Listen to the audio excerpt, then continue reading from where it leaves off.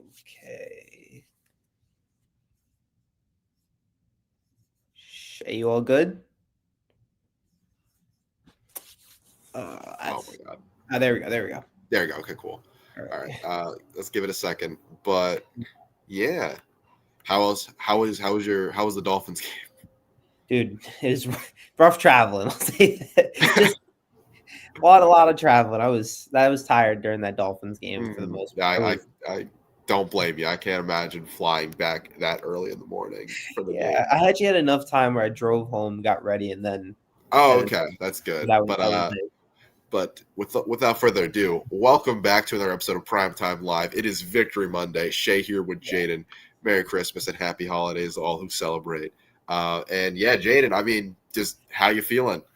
This is in our short years, I would say as Miami Hurricanes fan, this is the best I've felt ever in my entire life. Like in my entire history of rooting for this team and being a part of all of this, best feeling ever.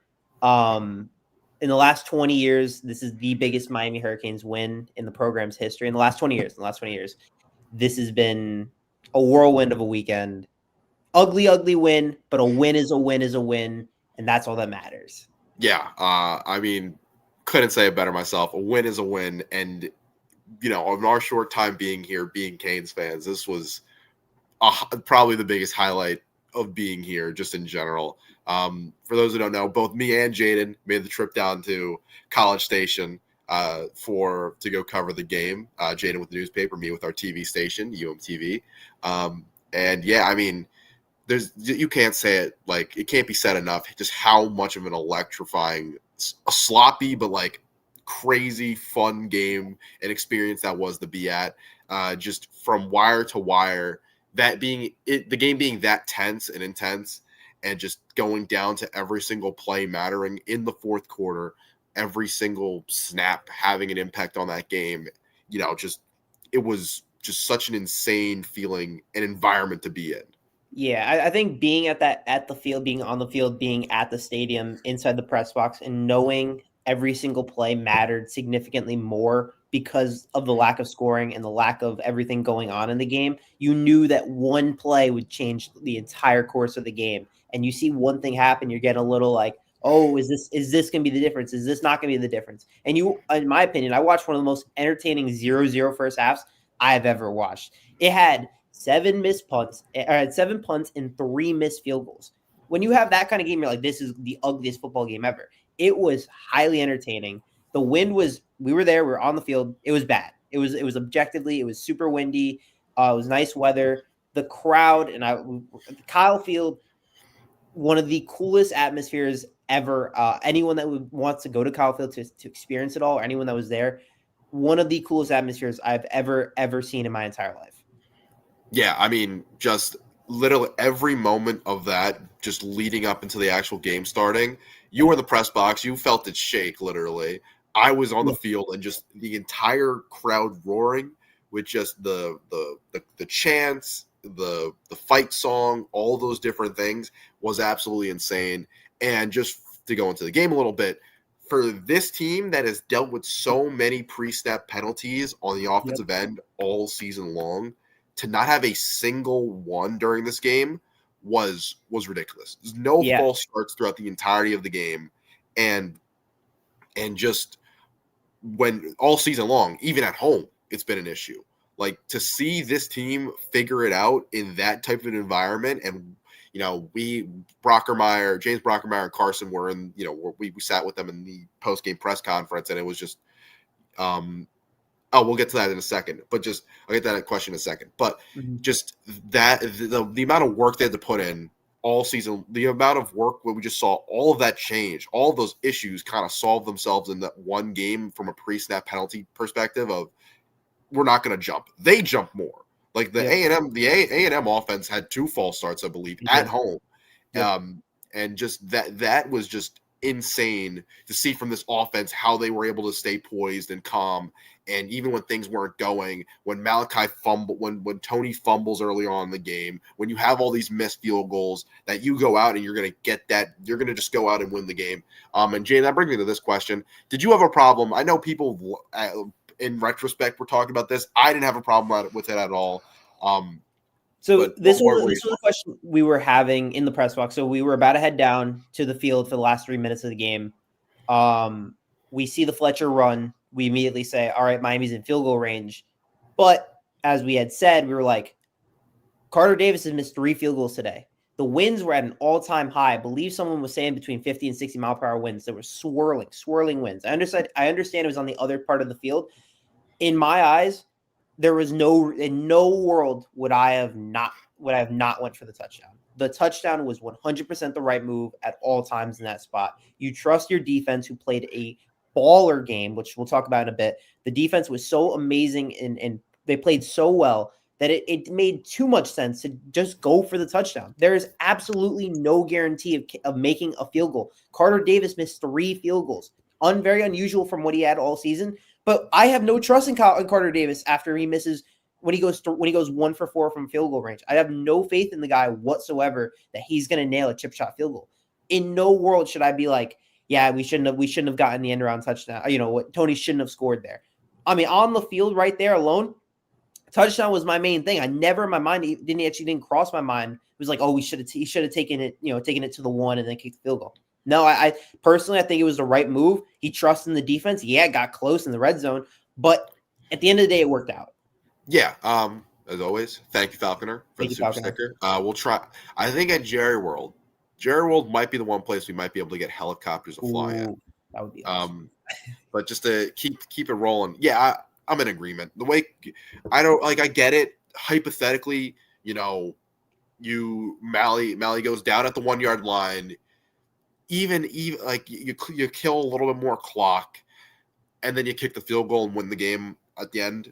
I get it, but at the same time, with just the way the wind was swirling, the kicking game had not been on point the entire game. Yeah, maybe there's a world where he goes down at the 1, you run run. And then you run it with Fletcher. Something like that up the middle and something just to burn more clock because they were out of timeout. So if he goes down, you waste 40 more seconds and then you punch it in. I guess that could have happened.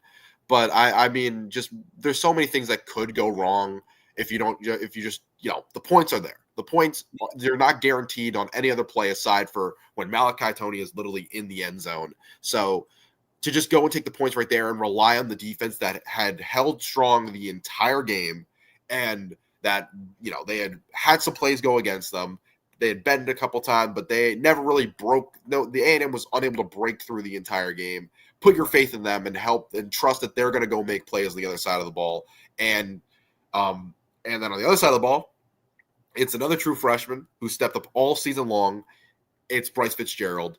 And so they worked out, and I know we can criticize it on a tiny bit there, but I don't think it was too big of a deal to me. And I think it's a little overblown. Yeah, I think in a different situation, a different scenario, different context of the game where you're not on the road, yes. Entering in, in Texas A&M's crowd, you're in all that kind of those factors going on with the wind, with the way that Carter Davis has been playing. There's so many different factors that were going on where a field goal was never a guarantee at that point. A touchdown just made sense. Getting that touchdown and then saying, hey, let me rely on my defense that has been unbelievable this year or this game. Let me just trust in them and eventually, it paid off. Yeah, it got a little tense. It got a little scared. They were moving down the field very quickly, but it also didn't look like, I don't know, Marcel Reed was getting there. Like the D-line was getting gassed. I'll say that. They were definitely getting gassed.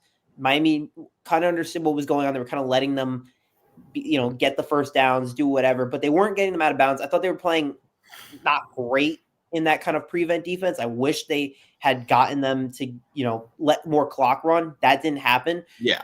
But I thought, it worked out in the end. The whole, from first and goal to fourth to third and goal, the defense put their life on the line.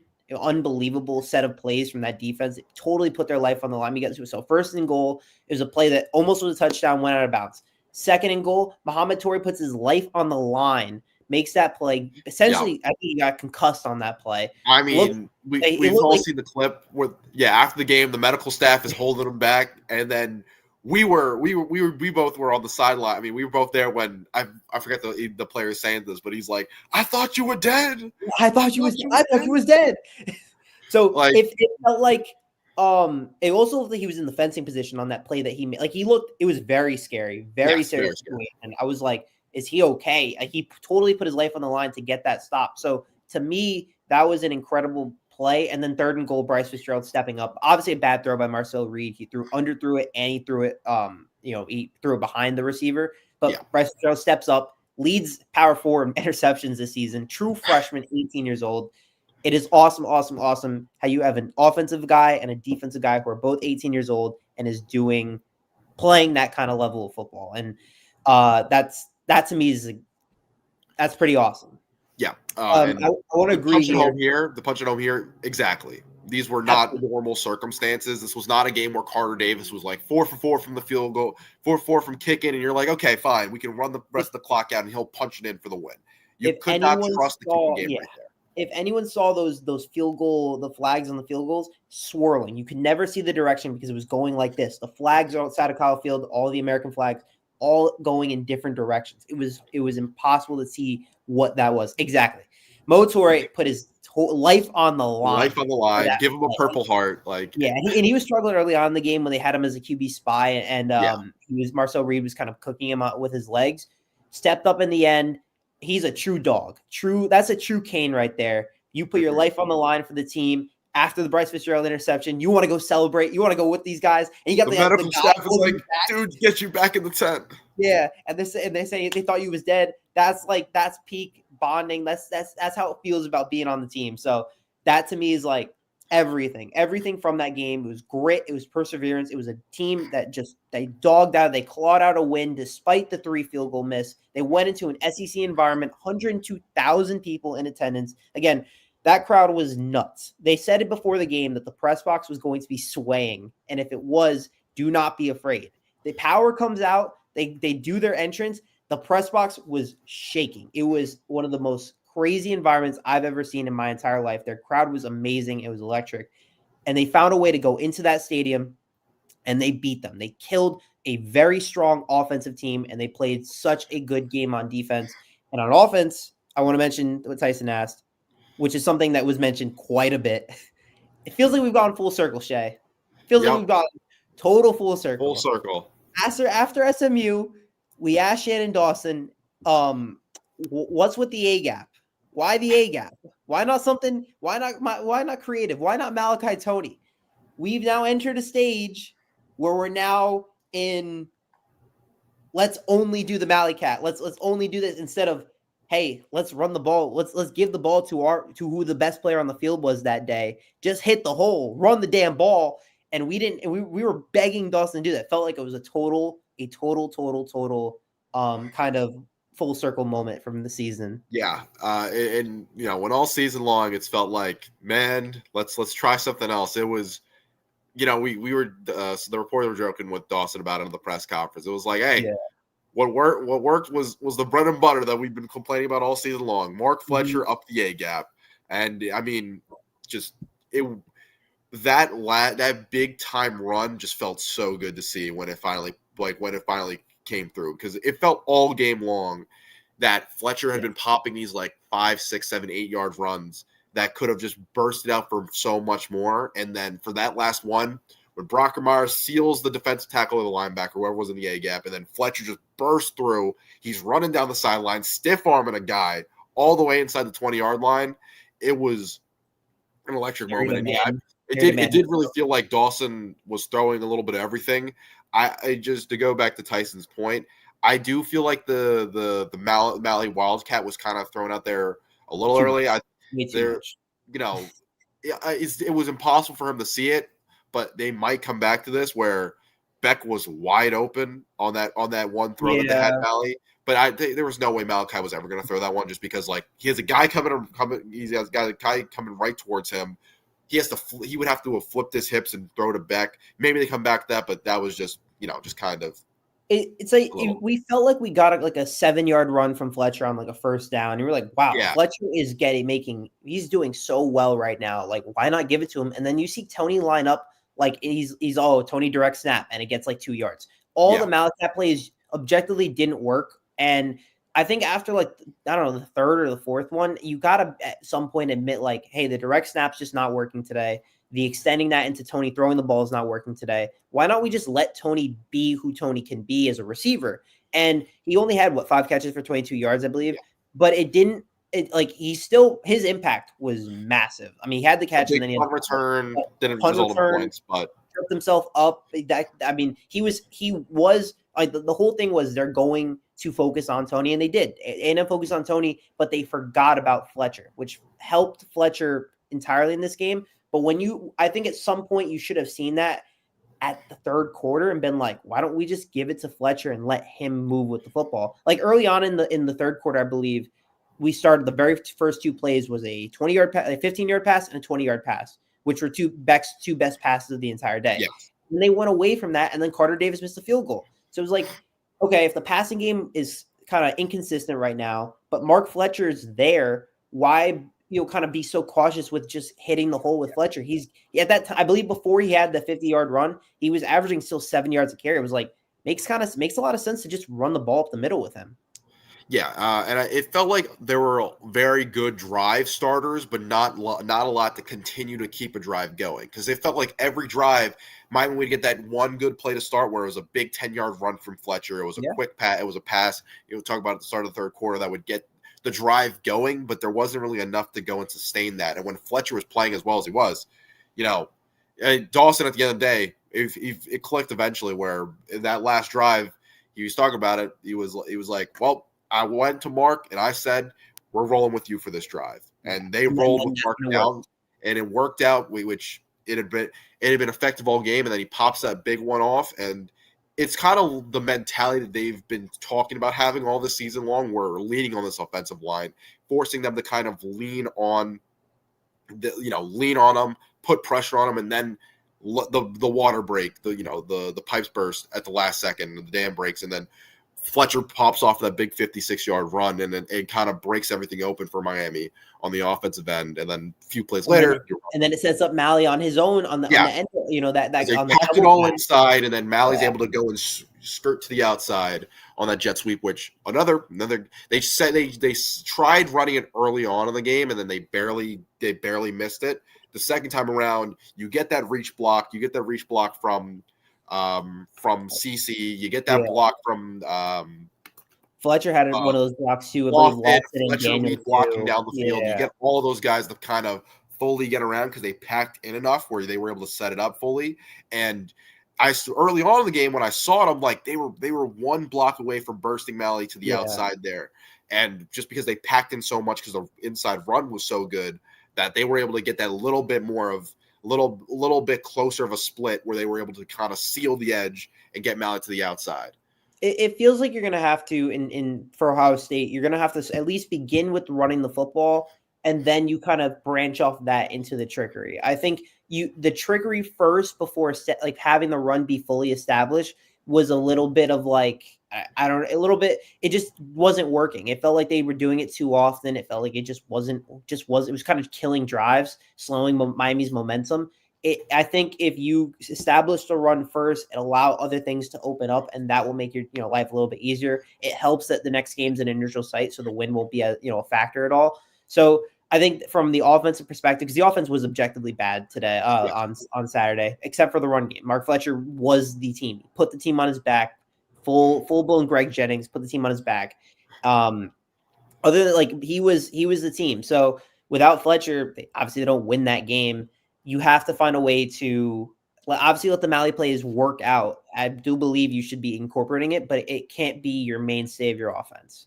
Yeah, exactly. It's when they're tossed in as like a nice diet of things when you sprinkle them in.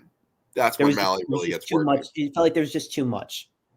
Yeah. So, I mean, we'll see how things change, just because the past game, just because the wind was so bad, was impossible to get to. So you really, I'll get to the Ohio State wide receiver secondary reserves, but what you tried to see them going to with that pass game was those little pop passes in the flat, and just because the wind was swirling so much, and they weren't really expecting Miami to take any deep shots, that secondary was able just to come down and go and hit, whether it was Ballman one time, Mally, they tried to get him in the flat one time, and it really couldn't get anything going short in terms of space. So I get why you want to just, okay, screw it, we'll just give Mally these direct snaps to try and get him the football, but it had its ups and downs, and really it was you got to sprinkle it in. Hopefully, in this in a dome, not a full dome, but in a enclosed environment where it shouldn't be as big of an issue at Jerry World as was this game.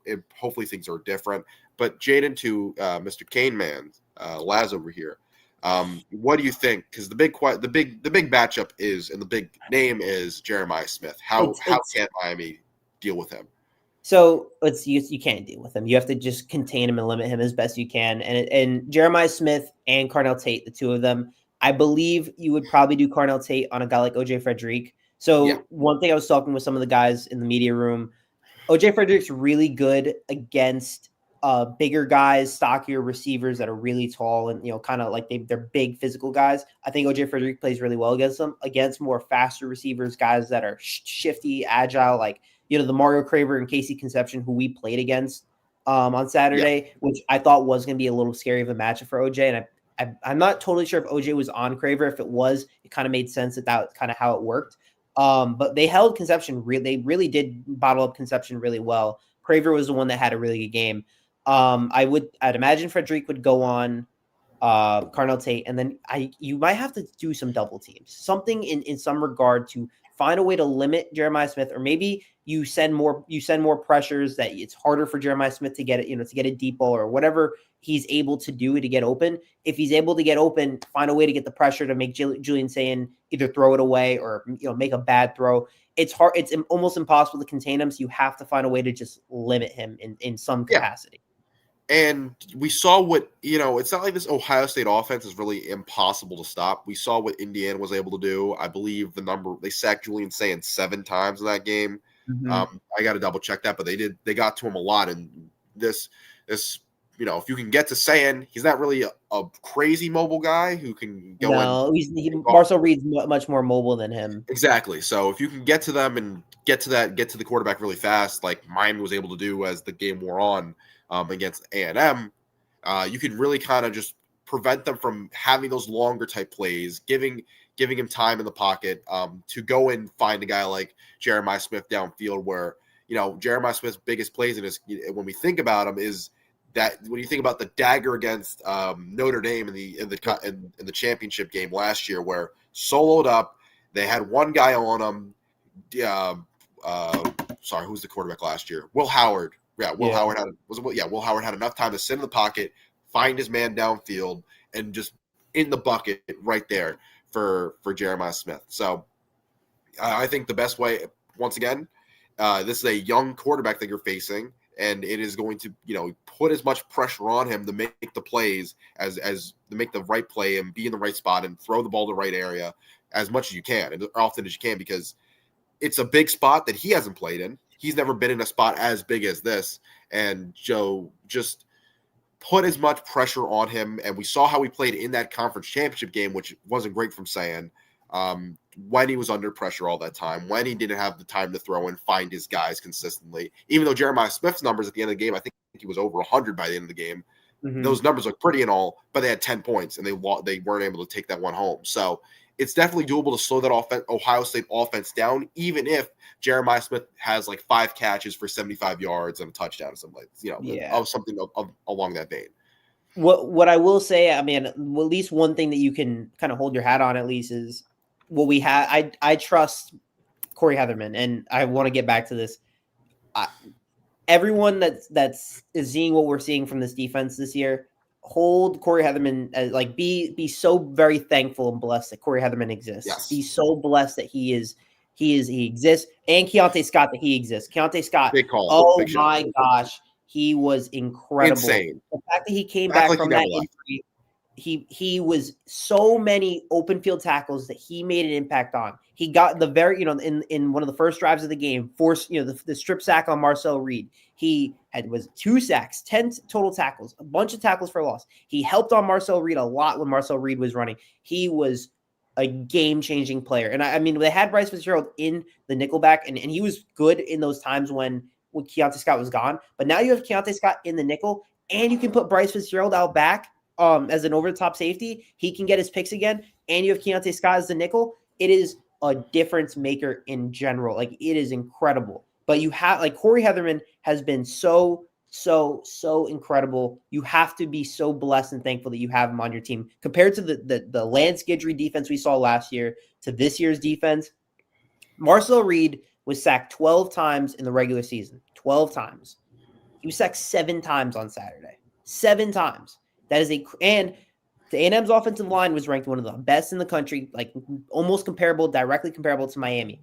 And Miami's defensive line bully balled that offensive line. Total bully ball between Bain and Mesidor and Justin Scott. Justin Scott was a great game. Just ridiculous. Yeah, I mean, everywhere. Once again, I'll just shout out Keontae Scott because a few weeks ago it was like, oh, well, he's done for the season. Maybe we'll get him if we make the national championship, but he's going to be gone for a while. And then as we got to this week, it was like, he might be able to play. Then we get to before the game, and it's probable. And it's like, how for him to put the work in to make that effort to come back so fast when for all, I mean, rightfully, it felt very easy to count him out for this game was just so impressive. And for him to just come back like he never left, fly around the field like he does, chase and tackle the way he does, just wrapping up offensive guys is just so impressive. And like, it's I know he's a nickel corner, so his value is going to be a little bit lower when it comes to drafts, but he is just such an impressive athlete and football player that he is going to make plays on Sundays when he gets to the big leagues, because the way he consistently, you just see him fly around. There's the one that sticks in my mind. Obviously the forced fumble, but there's that one where Marcel Reed's on the outside scrambling, and it's like, oh, he has some room there. And then you see Keontae Scott come out of nowhere, zoom down the field, and tackle him for a sack. And it's like, how did he get there so fast? And just wrap up, break down, wrap up, and keep a guy like Marcel Reed down the way, and just fly around the field like he did on screen passes, just every single time he's around the football. It's just so impressive. And there's that end. And then once again, it's always Ruben Bain. We talked about him a bunch. His sack numbers weren't there. There was criticism about, oh, he's not coming through. Well, you got it. 3 sacks on the day. As he said it himself, they were writing checks they could not cash, and he made that offensive line pay. So defense was phenomenal. Shout out to it was I believe the number was it 3 sacks for Bain and the block at 4.5 block field goals as if he couldn't do enough. Yeah, block field goal, and then Mesidor 11 pressures. I believe the most in his career. Great game, and even better game from, like, he was that good as well. Well, a sack and a half, he tackles for loss. Those guys are dogs. And when they went up, on the other side, A&M had 2 very good defensive linemen between Cassius Howell and I forgot the other dude's name. They're both very good defensive linemen. Miami's offensive line, there's levels to this kind of game. That's what it felt like. It was like there's levels to your defensive line and our defensive line, and our offensive line and your offensive line. And we were significantly better than them in the trenches, and that's what won us that game. And that's kind of the thing that we have to continue to hold our hat on and say, if we win the trenches, we can win any game. Yeah, I mean, that's the feeling, and it's very, like, it's the mentality that we had going into the season looking at this Hurricanes team. It is, they are going to win in the trenches, they are going to bully you, beat you around, and that's going to be their key to winning games, is that these defensive line, this offensive line are going to come together, and they're going to make plays consistently to kind of push teams back, put them down, touch on this. Yeah, I don't have all the times in my head, but yeah, David Blay. I mean, like, I remember the play specifically. It was a 3rd and 2, and they were in plus range. Oh yeah, no, I remember this one. And he just pushes him to the ground. Literally pushes the dude over, and it's like, okay, David. What's funny is after the game, we were joking about how to do our cadences. Oh my god! Preparing to do my cadence, and I say it, and Shay goes, "David Blay would jump off sides on that." So that's how we feel about David Blay as well. Great player. I'm happy that he's back, but he's got to chill on the offside. Yeah, exactly. And we did the offensive side of the ball. We were talking about no pre-snap penalties, but overall not a big penalized game. But on 3rd down like that, you need your guys to hold their water, and 100%. that cannot happen consistently. So moving It's got to forward, be Scott and Moten probably. I mean, Scott was really good. I mean, I'm cool well, with I mean, I Blake, think but David it's got Blay a will lot still of play a rotation bunch, still. but A yeah, lot of it's a I think a lot of rotation. rotation is needed to keep the guys fresh, especially in the event of like a fourth quarter and you have like that kind of things happening. Yeah, we honestly were trying to keep it positive, and but we didn't really have a chance to ask Heatherman about how he feels about David Blade jumping off sides, but in that post game press conference. But yeah, I'm in agreement. It is something that's annoying because 3rd and 2, like You can't be doing that. you feel good about stopping the run on that play with this front 7 and just hold your water. Don't jump. I know you want to be aggressive, but you can't do that. And hopefully, it does not happen against Ohio. What? No, I was just saying, hopefully, it doesn't keep on happening. Yeah. I want to say I think one of the biggest things I was concerned about from this game was with the Marcel Reed stuff, and he make a great point, Laz. So there were a lot of times with Marcel Reed where it felt like he got a lot of guys open. The first play that I think of is Mario Craver's broken play where he gets the 50-yard catch and run. Miami thankfully stops him with the Bain block kick. But that kind of that was the only broken play. But in general, it felt like there were a lot of guys open at a lot of different times. And either Reed was scrambling or he was flat out missing guys. It felt like Marcel Reed was objectively just not playing good ball in that entire game itself. Some of his throws, the wind was taking. Some of his throws were just not good, late on timing. A lot of things I've been hearing about Marcel Reed, which makes so much sense. Marcel Reed only throws the ball when he sees the guy open. So he sees the guy open and then he'll throw the ball. He has to see it first. Most quarterbacks, or the best quarterbacks, are usually anticipation quarterbacks. When they're anticipating that he's going to get open and then he's going to, they're going to throw it into that kind of hole, that window. Yeah. He has to see the guy be open first and then he'll throw it. And that causes a lot of late throws. It causes a lot of throws behind, a lot of overthrows, stuff like that. And we saw a bunch of those on Saturday, like a bunch of just plays where you're like, Marcel Reed, what are you doing? His 2 interceptions, both of them threw behind, both of them. Yep.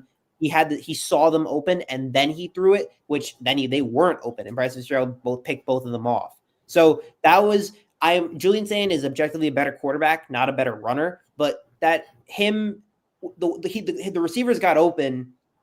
Ohio State's got better receivers.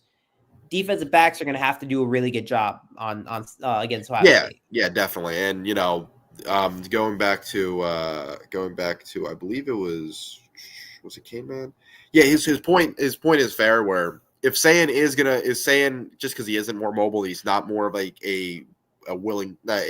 scramble to run instead of scramble to throw type of guy. That could be something where the secondary is going to be very tested. In that case, also, yeah, you bring up another. I saw a review on it. Sebastian was yelling at me. He was like, "Dude, that's a fumble. That's a fumble." We saw the replay. I'm pretty sure the ball was out of bounds, right? Okay, if it was out of bounds, it was out of bounds. But let me pull it up. I want to see that. I was thinking the exact same thing when I saw it happen because I'm like, that was out of his hands, and I saw it land in bounds. Mm-hmm. When I saw it, at least, but it might have been a bad angle from like the broadcast camera, like the Jumbotron camera that they have there. It did seem like it was a fumble, but look, I believe I'm watching it right now. Let me pull it up. We got time. Yeah, but to stay on the point, just because Sayan is a much more willing thrower and not necessarily looking to scramble like Marcel Reed does, that could be an issue where if guys are getting more open consistently, the defensive backs are going to need to be locked down, are going to need to be on point a lot more. Let's see. So Poiser, it bounces out of bounds first and then it lands. Yeah. So he tackled him. He tackled him in bounds, but the ball went out of bounds when he tackled him. So we saw that too. We were like, "Is that a fumble?" The ball went out of bounds as he got fumbled. But it was a nice recovery by Poiser. Broken coverage that's got to be fixed. But that was honestly the only broken coverage from that game, which is pretty impressive. Yeah, exactly. Again, against an A&M offense that I believe averages well over 30 points a game. The number was 35 a game that they were averaging. And the defense was so exceptionally good. The offense, I think the Miami offense could have put up 20 plus, and that game would have been much, better, easier win for Miami. I mean, if you hit your field goals, you hit your field goals. Yeah, you got at least 19 there. So, Yeah, if I were to look at like the main things you need to clean up, you got to work on. I mean, I don't know how much more Saiyan is as a runner. I don't think he is as much a runner, but I did feel like you let Marcel Reed have his way. I believe without the sacks, he was 5 carries, 57 yards. That's got to be picked up. That's got to be a In little bit all better. fairness, though, that did feel like it was a lot earlier in the game, and then a It couple was. on that It was. final. It got. I think. I believe Heatherman mentioned that post game. He was like, we cleaned up on it towards the end, but early on in the game, that was definitely something that needed to be addressed early Yeah, on. And we got lucky that Miami played a good bend don't break and held them when they were in the red zone that they wouldn't even get. They wouldn't score. And in terms of the running back game, Ruben Owens 7 carries, 21 yards. Le'Veon Moss 7 carries, 17 yards. That's damn good football from the yeah, Casey exactly. Conception, a gadget guy, everywhere guy. You limited Casey Conception so well, and he was an All-American, all-purpose guy, All-American in to do anything. He got blown up. I saw the jokes that like second he got popped on punt return, he was never Yeah, the same. yeah. He got bodied on that punt return. He had one end around, got popped there too. He really didn't. They really limited. They did a great job of limiting him. He's an incredible player. Mario Craver was really good with that broken play, but he was also had a really good game. Miami's defense just stepped up, and I think that's that's the one thing. Like I know that no matter what, that defense is going to really be a big helpful. So Yeah, yeah, definitely. It is going to need to be another defense controls the game type of thing because that Ohio State defense is nothing to underestimate. They yeah, have played phenomenally all year. You look at their guys that are just Caleb Downs, Arvell Reese, Sonny Styles. Like those guys are monsters there. Arvell Reese is going to be a guy that Miami's going to need to just keep an eye on all game, just because they will move him around everywhere, just because he is both a great off-ball linebacker. He's a great off-ball linebacker, and he is a phenomenal pass rusher. So they're going to move him around, and Miami needs to keep an eye on him all day long. Great question. I'm pulling up these numbers right now. I think he had one. I felt like he had one sack in the game on Beck. I could be wrong. He did not. He had one tackle. He had 2 total tackles. That was it. Okay, never mind. Okay, who got the sack? That was his 2. No, the sack came from. I thought so too. The sack came from Onyedim, I believe. He had one. That was gotcha. And then Brooks. So Beck only got sacked twice. They both also forced fumbles, I believe. In those I think only one of them was a forced fumble. I know Beck fumbled on one of them. We scooped it up, but got it. Okay. Beck. He didn't play a great game, but there was one throw that I thought could have been picked off. That could have been picked off, but overall, like very clean game from him. Didn't give the ball. I think he kind of knew it too. Like this isn't going to be one of those games where I'm throwing a bunch. So when I throw, let's not put the ball in harm's way. And he did a decent enough job at that. I do like just one thing one play I know he wishes he had back is that one bomb to JoJo Trader where JoJo was so wide open on that one downfield, and maybe it was the wind. Maybe the wind took it. Maybe something like that. But he had him. But yeah, he had JoJo with a lot of room, and that one's 6 if it goes down if he can land that one in the bucket. So something to go back to just because. JoJo, the one thing he consistently does do when he's on the field is he gets open downfield and for these deep shots, and so that's something they can come back to against Ohio State. And this is a really good question for about. So we saw the Damari Brown. He clearly was not healthy. He didn't obviously was not ready to go for this game. Was ruled out.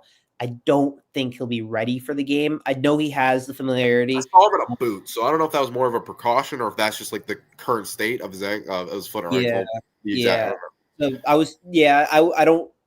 I'm not going to speculate what his health looks like, but I'm going to assume maybe he doesn't play, and I would imagine Xavier Lucas probably gets those reps.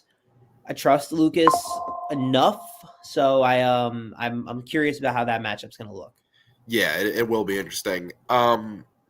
The thing is, I don't know how much about. I know all the talk is, Jeremiah Smith has, he's played in Florida, grew up in Florida, all that type of stuff. But I don't know how much of that's going to really relate to the Well, familiarity. I believe in high school they did match up against each other, and Damari Brown played really well against them. I believe that's what Yeah, what yeah, he. which fair enough if they matched up in high school and you have Yeah, that familiarity. But I think we're just so far past that at this point in both their careers where I don't know how much it's going to really come to impact this game specifically. On to another thing, yeah. we It was did see a lot of Chaminade. point. Oh wait, oh what were you You're about to say? good. It was Chaminade versus Heritage. That's what I was thinking of. Um, but yeah, so I believe we asked they asked Dawson this question Yeah, because we saw it where even when Fletcher went out, they went to Tony as the running back, and so Dawson kind of I don't know if he was kind of ignoring it, but it was more or less like the way they matched. They saw the matchup against A&M. They saw it as let's go up, really just hit the A gap against a team that was struggling against the run and have the big body go. It didn't seem like Pringle was really in those plans specifically for that game. I imagine he will be in those plans for Ohio State because I imagine they're going to be much more run. I think they're going to be really run oriented for against Ohio State. And if they are, I think you're going to see a healthy balance between those three guys. I think you're going to see all three of them in some capacity. Whoever has a hot hand might keep going. Oh, Shay's cutting out again. Um, Yeah, I love this. I do love this. They asked Jeremiah Smith a very odd question about like if there's gonna be any extracurriculars after the play against Ohio State or against Miami. Odd question. A lot of he's got a little bit of history. Obviously, he's got the history being South Florida, the whole history of him as a player. But Miami has no real beef with him. They don't really have like Miami did everything they could to get him. They offered him a lot of money. They did everything they could to try to get the guy. It just didn't work out. He ultimately wanted to play for Ohio State. And there's only about three guys that like he's like they really know like all that well. Shay, you're good? am I Yeah, you're good. cool? Sorry. Yeah. So I was saying I was just filibustering a little bit, but I was saying that it was a little odd. I don't know if you saw what they were asking Jeremiah Smith today at the press conference. They said they asked him about if there was any extracurriculars that they were like he was expecting any extracurriculars against Miami next week, and he was like, yeah. Well, he said if there is, I'm probably going to be involved. So it was like thought it was such an odd question and also an odd answer. Like it doesn't feel like there should be beef between Jeremiah Smith No, and I don't think there is. I know he chose Ohio State over Miami. That's kind of yeah. what happened. And I don't I know the question always gets brought up with him about like, oh, yada yada Miami, yada yada this. So I probably get a little bit of frustration from him about like I'm playing at Ohio State regardless of what happens. So stop bringing it up. But yeah, like I thought it was a weird answer to hear just because I didn't think there was real like tension there at all. And so like I think his answer was more of just like it's going to be a competitive football game. There's going to be back and forth jawing. That's what the extracurriculars are. So, and he plays wide receiver. DBs are going to talk. So that is something I kind of expect just from the game in general. And so I'm not taking it too much of as a slight. The last comment where it's like we'll have something for him is it's like a little, but like but like that's just more confidence to me than anything. And yeah, so I'm not too mad at the comments, but they were a little weird in my opinion. But yeah, like I said, he plays wide receiver. DBs wide receivers are always going to talk back and forth at each other. Yeah. So I'm not going to be surprised if there's any pushing and shoving as the game kind of goes on. Yeah, and back to kind of the Pringle stuff. I would imagine you're going to see. I think maybe Marty Brown checks in. I'm not totally sure. I think it's the hot hand, whoever has the hot hand, but it's going to start with Fletcher because Fletcher obviously won us that game. He's been great. He is great.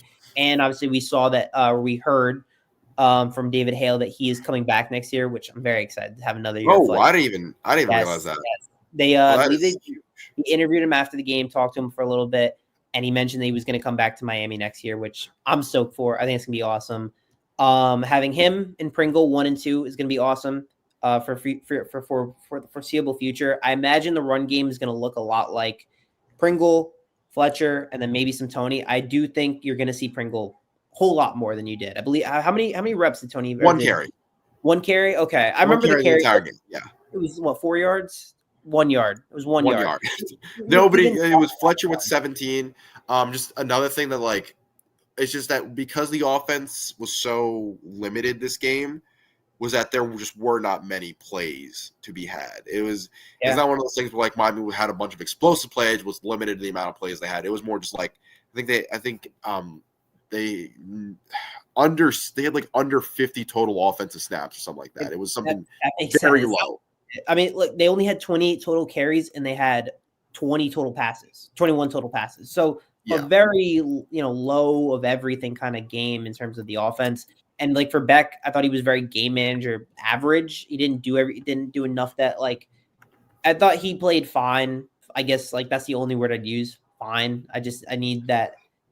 I don't know. I can't say like for next week, I would like Beck to be better, but if the run game is that good still, then you rely on the run and you let Beck do some of the game managing after. Yeah. I think Fletcher and Pringle have both been fantastic. I think Lyle is great. I think Lyle as that kind of another guy that can be really fast and really quick can be really awesome. When Pringle kind of stepped in, and him being so good to end the year, it kind of hurt Lyle when he got healthy. I don't know what his health is looking like, but he is healthy in some capacity that he's playing. He's suiting up. I mean, they have a lot of depth. They have so much depth in that running back room that whoever they send out there, I think, is a very good back. But Fletcher's the best one right now. He was the reason why we won on Saturday. So you gotta stick with the high hand. Yeah, so I was trying to see if I could find the total amount of plays in this game, but can't really find it right now. Yeah, but yeah, like the problem is Lyle when he had because he had got his fair share of opportunities in the middle of the year when he got healthy, and you just didn't really see too much of that explosiveness that we were hoping out of him. So that's kind of why he's kind of fallen down the depth chart a little bit, and just the way Pringle was playing to end the season, combined with the fact that Fletcher dominated that game, it's going to be tough to see. It's going to be tough, in my opinion, to see him get some reps. But like, yeah, maybe it's like we were expecting the explosive plays out of Lyle, but it turned a lot more into those inside plays where whether it wasn't vision, whether it wasn't blocking, something he couldn't really break off those big runs, and that's why we kind of see him slip because he's not going to bring that physicality, that physicality to kind of bowl guys over like some of these other running backs are, like Fletcher is, or like Marty Brown was. So that's why we've kind of seen him slip. There's definitely a role for him in the future. I just don't think with the way this offense is rolling right now, I don't see a lane for him to get playing time or significant amount of playing time unless guys get hurt. Yeah, I agree.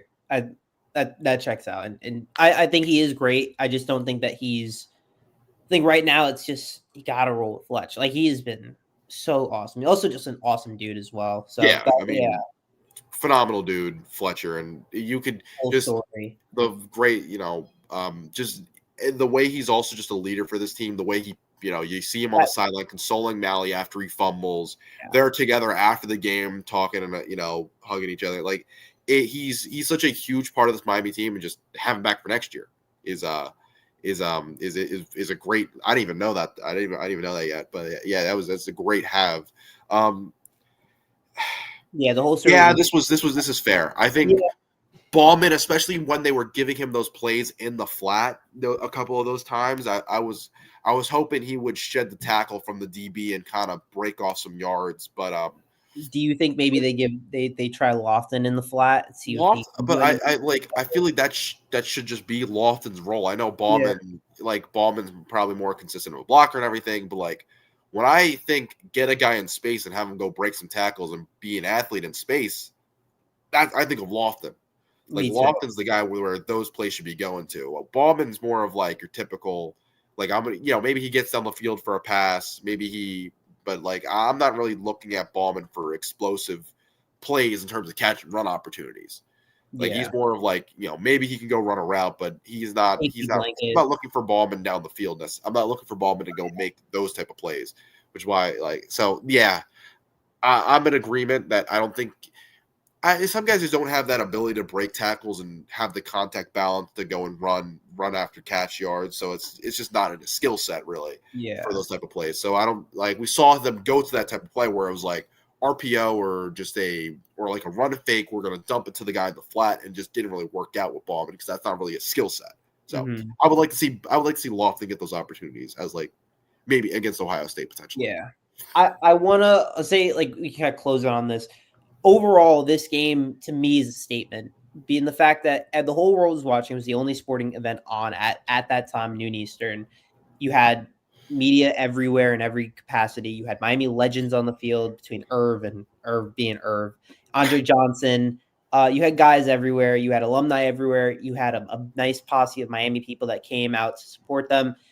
For them to win that game was a massive statement in itself for the university, for the program. It felt like for Mario, it was the game that he needed to win. That's their first postseason win in the Mario era. Essentially, if you call it a bowl game, yeah, it's their first bowl win.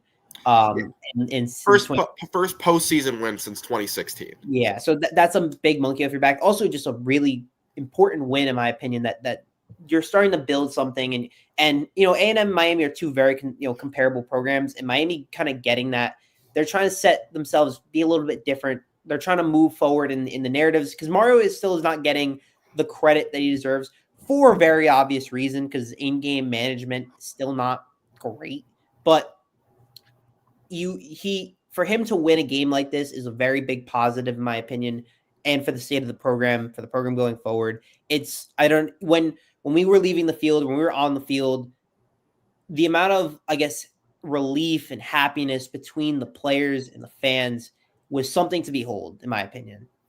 Yeah, and you just had that, you have that one little corner of Miami fans, and every guy as they're leaving the field it's they're chanting ACC as they're leaving the field, and it's just such a huge step in this program. And I know Mario will still kind of get the flack he gets for the in-game management.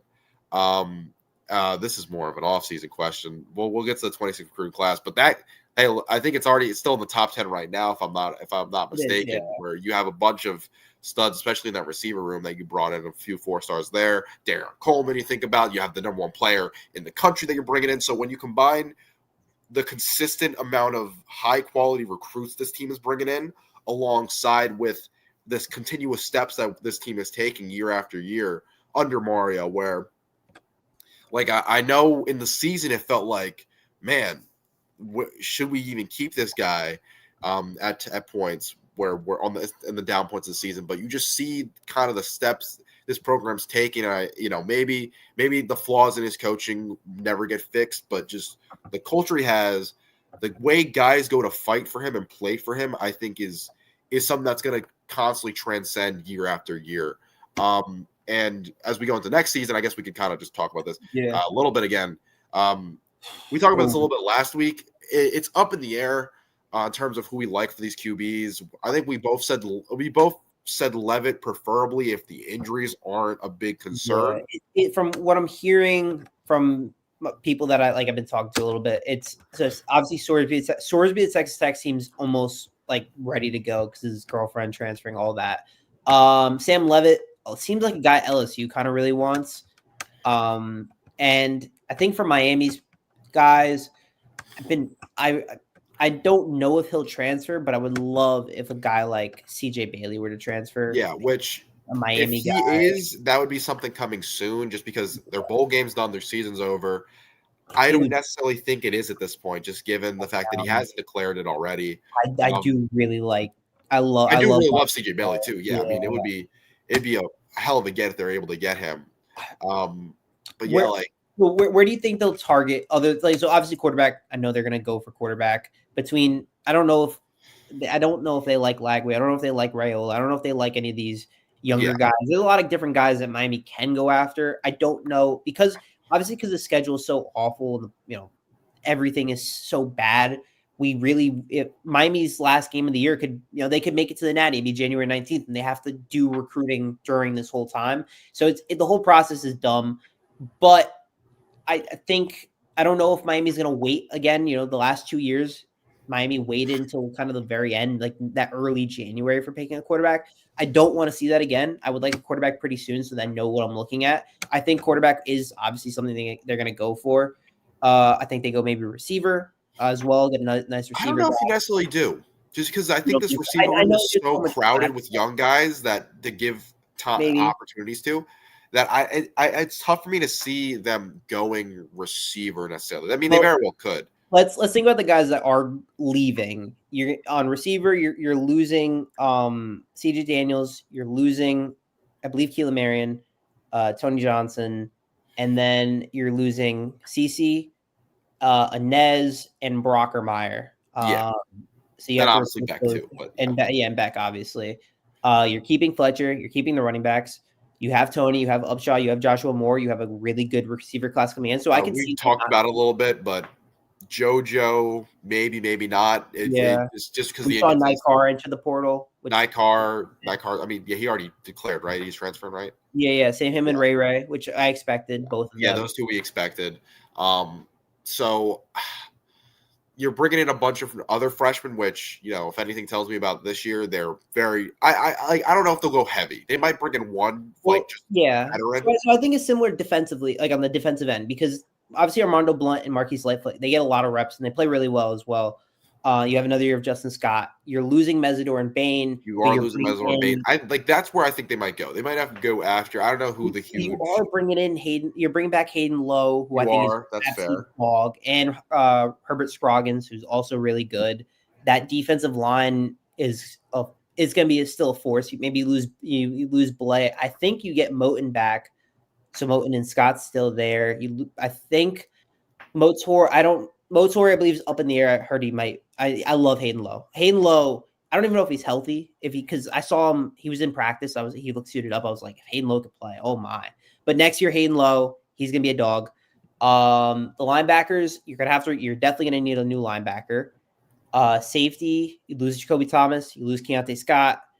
You got to do so. I think definitely defensive back room. You're going to probably get some more replacements, and you're going to see a bunch of different pieces. I don't know. I think the main piece is going to be quarterback. I think they spend the most amount of money on quarterback, and the moves they make in the transfer portal probably won't be so significant. They were like as this year, because this year it felt like the portal moves are really the difference in our season between how awesome CJ Daniels was for the beginning of the year and how awesome Keontae Scott and Jacoby Thomas have been. So maybe we'll get another guy in that kind of similar range where you get one or two of those guys that really step up. That'd be awesome if you could. But quarterback's gonna be the main. It's also the biggest question mark. If the quarterback's really good, the offense is back to being the offense, and the defense and the trenches are always going to be amazing. So I never in my mind, the trenches are always going to be great. If they continue to harp on the trenches, everything else can kind of fall into place at some point.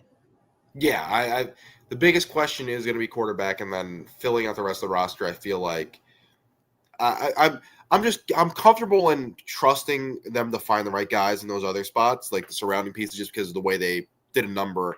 Well, and they've been top 5 in the portal last year. Top 5 in the portal last year. So, just the way we've seen that defensive back room get reshaped, not only with older guys, but just a bunch of young guys who popped into positions this year between. Think about Zachariah Poyser. Zachariah Poyser is going to probably get some more burn next year in an expanded role. Xavier Lucas, the impact he's had this year, in his role as a transfer. Healthy Jadaeus Richard. So there's going to be plenty of guys in that secondary, I think, who kind of step up that they brought in this year, and so through the transfer portal and guys who are obviously just going to get better as time goes on. Think about Bryce Fitzgerald with another year. And him in a more expanded role as your over-the-top safety. So I think they'll be fine in the secondary. It's just the question is, and even receiver, I think receiver is going to be fine just because of what we've seen from these young guys this early on so far. I think they'll only get better from with another year. My only concerns are, who do you bring it? Who's stepping up in that offensive line room? It's really the trenches. Like I'm confident they'll be coached up well. They'll be coached more than fine enough. It's more like who the names we're gonna get, because I think a guy like Samson Okunola, he'll get a lot more burn. Jackson Cantwell is going to start right away. The time that we've seen him, he's been pretty solid in his amount of run this year. Yeah. So, Jackson Cantwell is definitely going to start right away. You have another year. I believe Markel Bell's got another year. I believe center and guard definitely might be portal might be portal guys. Yeah. So there's a lot of different ways they can go about it. I'm intrigued because I have faith in them because I believe back-to-back years of top 5 in the portal. This is, again, Mario's bread and butter. He's so good in the portal. He's dominated in South Florida. He's going to continue to dominate in South Florida. That's going to be, I really do have faith in him and whatever the stuff that he has. And then with the trenches itself, I believe we just got a prediction on Mark Matthews to Miami. He's the number 1 offensive tackle in 2027, number 2 player in the country. So the trenches to me are never going to be. They're never going to be bad. It's more just like, how much this was am I the culmination trusting of it. Yeah. It's going to take probably a step back. I agree with that. Yeah. Yeah, it's more like you just when a group is just so young, I don't want and it's not something like receiver where I feel like you could like just what we see Mally do this year. If you're that level of athlete and savvy enough like he is, you can kind of step in. Just the kind of the growth that you kind of need to build into being like you're not franchise, you know what I mean, but like your school's left tackle, your cornerstone guy, cornerstone guys, to slot into CC's role and exactly CC right away, and he's got a lot of high expectations. To be the national Gatorade Player of the Year as an offensive lineman is ridiculous. I mean, he's a dog. I mean, I'm not no questions about that, but it is a lot of, I think they got the best guy in the country right now to go in and step into this offensive line. Yeah. But it is a jump going from high school to college, regardless of what you say. So So there's a lot to be looking forward to. But yeah, we all want Miami in the playoffs in the Natty, and coming down to the biggest, of course, the team that objectively this fan base hates the most that isn't in our conference. Yes, right. The team that's not in your conference. I would say maybe Notre Dame right now is up there. Maybe Notre Dame. I want to say if you were to put top 5 rivals that Miami has, FSU, UF, Notre Dame, some say Virginia Tech, I guess you could throw in there. Ohio State. I think Ohio State, and it's solely from one football game, one single play that this rivalry stems from. And I know they asked Mario and them like, oh, yeah, there it is. I know. They were talking, they asked Mario about it, how do you feel about it in any regard? And he's like, we're focused on the game. To me, it's a fan thing. It's not a player thing. It's not a coaching thing. It's solely a fan thing. The fans want to be part of Jeremiah Smith's, he was talking about, they've been talking about that game for 20 years now. Yeah. And it's more, I think it is more of a fan thing than it is the players, just because these teams haven't played since 2015. So, and I mean, our friend Sebastian Font, his mom hates Ohio. He's a Jets fan, and they drafted Garrett Wilson, and apparently not very happy. Yeah, so apparently not very happy with that. So, it runs deep, and understandable just because you get screwed like that on the biggest stage in college. Absolutely, I would be mad for the rest of my life too. You're going to see it on the Cotton Bowl, leading up to the Cotton Bowl. That play is going to surface, everywhere. Oh my god, yeah! They're gonna when they do the little intro, they're gonna have 8 different replays of it and guys talking about it. So they might do a documentary again on that. They might bring in those guys and talk about it again. Look, we all saw it. We all know what the play was. Miami did win the 2003 national championship. Totally robbed for it, but we have to focus on we want vengeance. We want that revenge. Got to win on the field against Cotton Bowl against, my opinion, the best team in the country, talent-wise, specifically the best team in the country, the reigning national champions. I love Garrett Wilson. I'm a Jets fan. I am a Jets fan. Garrett Wilson is a legitimate dog. I want Ohio State to draft. I want the Jets to draft Carnell Tate and Caleb Downs if it's possible. I'll take any Ohio State guy. I'm probably the biggest Ohio State fan in terms of guys that become Jets. Brian Hartline. I will say one thing that I'm intrigued on. Ryan Day is calling plays for the Cotton Bowl. So they had the interim OC call plays, Ethan Klein, I think his name was. He was calling plays against Indiana. Obviously, offense kind of looked not great. It wasn't good. Ryan Day is calling the plays. I'm intrigued to see how that looks with Brian Hartline, obviously, at USF now. Yeah. Yeah, that is an interesting wrinkle, not only for this year, but just moving on with Ohio State, just because they've been able to suck a lot of Miami guys away from South Florida just because Brian Hartline and the way they've developed there. So for those of our recruiting guys, that might be something to look at for receivers that Miami is fighting with Ohio State for and how that changes in the future. And just to end it off, shout out to Falconer. This is the hope. But take it one game at a time. It starts take in it one game at a Dallas. time, though. Yeah, Starts in Dallas. You're going. We'll both be there. We will both be there against an objectively the best team in the country in my eyes, most talented team in the country. It's going to be the Miami's toughest challenge, without a doubt. The biggest game again. So if we I think I'll say this: if we lose, no matter what, this is a really good season, and it's something you can build off of. And if you win this game, I'm thinking natty right away. Like there's nothing in my mind that doesn't. Georgia's going to be a tough test, but I think it's fair to look there, just because like if you beat the defending champs, you can go beat anybody. Oh, 100%. Yeah, absolutely. Oh my God! You know we're flying in. We're flying in on helicopters. We may be 20 miles from the stadium. We will helicopter to the stadium. Yeah. Oh my God! Yeah. Middle of the field. Yeah. It's like a halftime performance. They're gonna helicopter's gonna land, and it's gonna be me and Jaden walking out. Yeah. Like exactly. Yeah. But appreciate everybody as usual. You Hope you all have a great day, and go Canes. If you're Jane, are you on for Thursday? No, it's Christmas is Thursday. It's in Hard Rock, so that's a home game.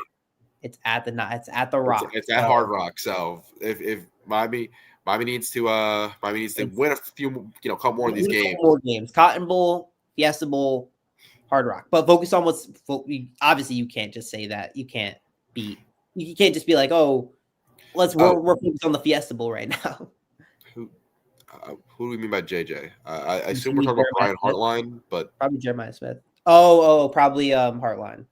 Got it. Well, yeah, I know he's talking about Hartline there, but okay. Yeah, I imagine. I am intrigued though. I wonder if it does play any factor, because we did mention that with A&M, but A&M's guys played. They stayed. I don't know. We'll see. But thank you guys for tuning in. We will see you next Monday as we preview Ohio State and get ready for it all. But great weekend. Go Canes as always. Exactly. Peace. Yeah. Peace.